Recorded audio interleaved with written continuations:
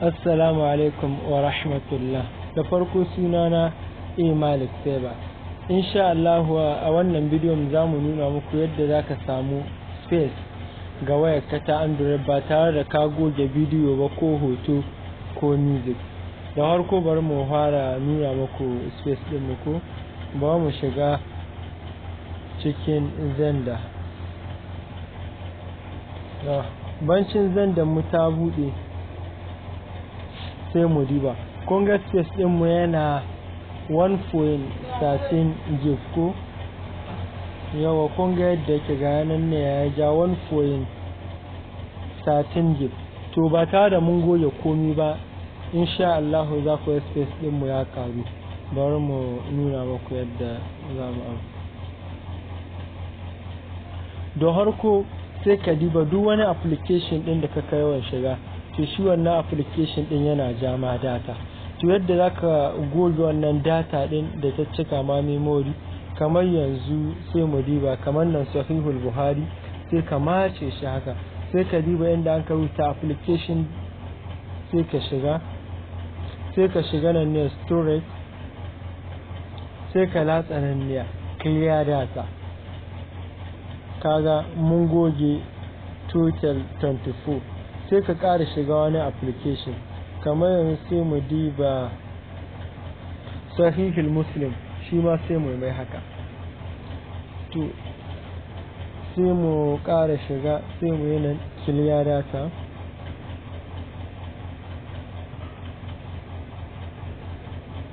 sai ka diba nan qur'ani in kana yawan shiga qur'ani shi ma sai ka goge data sai ka yi haka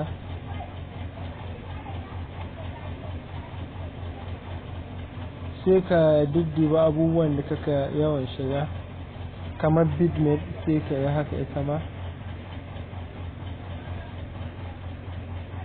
sai ka yi haka clear data ita ma ka goge mata data sai ka diba da ni kaka yawan shiga kamar nan ne ya MX player ita ma sai ka shiga ka yi clear data ɗinta